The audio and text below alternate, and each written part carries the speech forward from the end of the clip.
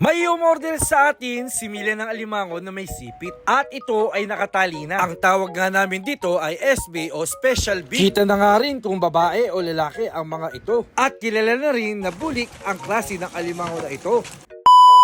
Ganito nga pala namin sinusundo ang mga similya ng alimango. Alas 9 ng gabi kami umaalis ng bahay papunta rito sa may San Pedro para sumakay ng jeep papuntang Malolos. Pagdating naman sa Malolos ay sumasakay kami ng biyaheng may kawayan. May pagkakataon din nga pala na inaabutan kami ng malakas na ulan. Kadalasan nga pala nakakalimutan ko magdala ng payong o kaya kapote. Mabuti na lang tuwing bababa ako ng jeep ay humihinto na o tumitila na ang ulan. Isa ka din bang sumasakay ng jeep ng hating gabi sa may MacArthur Highway? Pagkababa nga namin ng may kawayan ay sumasakay naman kami papuntang monumento. At sa monumento naman ay sumasakay naman kami ng carousel. Medyo mahaba-haba ang biyahe at madadaanan mo nga rin pala ang bilog na mundo. Dito nga pala namin sinusundo ang mga similya ng alimango sa PITX o Parañaque Integrated Terminal Exchange. Dito nga pala nagbababa lahat ng biyaheng galing sa 1 AM na nga pala kami dumarating dito sa may PITX. At alas 3 naman ng madaling araw dumarating ang mga bus galing Bicol o lahat ng galing South. At yung galing Catanduanes naman ay alas 4 hanggang alas 5 ng umaga. Depende pa rin ito sa biyahe ng bus. At pagkakuha nga namin ng aming hinihintay ay sinasakay na nga namin ito sa taxi papuntang Cubao para mabilisan lang ang biyahe dahil may buhay ang aming mga similya para nakasisiguradong makakarating ng maayos at buhay sa inyong mga plaisdaan. Mula Cubao ay dito na nga rin pala kami bumababa sa may Kapitolyo ng Malolos. Mula rito sa may Malolos ay sumasakay naman tayo ng tricycle papuntang Pampanga. Mahaba-haba din ang biyahe dahil dito sa may Barangay Palimpi, Masantol, Pampanga namin i-deliver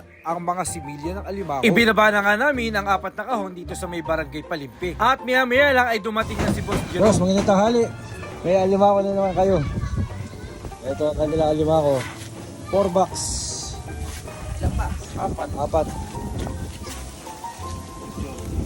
Shoutout nga pala kay Boss Jerome. Ito. Kapag umorder ka nga ho pala ng alimango ay sigurado kong i-deliver sa inyong plaisdaan. O kaya meet up na lang kapag malayo ang inyong lugar. Ang pag-aalaga nga pala ng alimango mga kasimilya ay inaalagaan ito ng 4 na buwan hanggang 6 na buwan. Pwede ka na nga pala mag-partial harvest sa ika-4 na buwan. At kung gusto mo na malalaki ang alimango ay alagaan mo ito hanggang ika-6 na buwan. Siguradong malalaki ang inyong mahaharvest dito. Nang matapos naman tayo dito sa may Barangay Palimpi ay lumipat naman tayo dito sa may Hagunoy.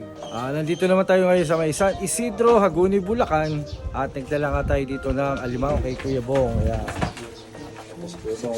tanghali po. Tanghali rin. Ito po ang ating alimango. May sipit. Dito po. 18.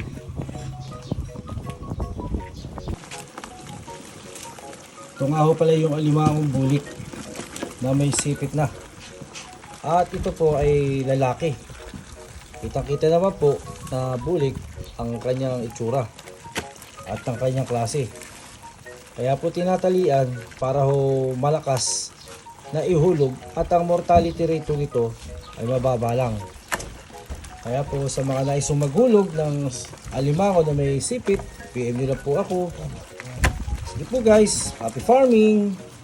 At ang panghuli ay dito naman tayo sa may bayan ng Paumpong. Nagdala nga tayo ng similya ng alimango dito kay Boss Lardy sa may Barangay Pinalagdan. 200 pirasong mahigit nga pala ang in-order ni Boss Lardy. Ganito nga pala namin ina-handling ang mga similya ng alimango. Bibilangin namin sa inyong harapan ang mga ito para mapili natin ang mga buhay at ang mga patay. Hindi na nga pala kasama sa bilang ang mga patay, syempre. Kung ano lang po ang mabilang na buhay, yun po ang ating babayaran. Hindi po maiiwasan na magkaroon ng patay kasi po sa sobrang layo ng biyahe. Pero sinisigurado po namin na maayos ang bilang at kalidad ng alimango na i-deliver namin sa inyong plaisdaan. Kaya kung kailangan mo ng similya ng alimango, PM mo lang po ako. At maraming salamat nga din pala sa lahat ng umorder. Maraming salamat po pala sa umorder ng alimango na may sipit kay Boss Lardy. Boss, maraming salamat po sa pag-order. Sana yung mabuhay ng marami. Maganda.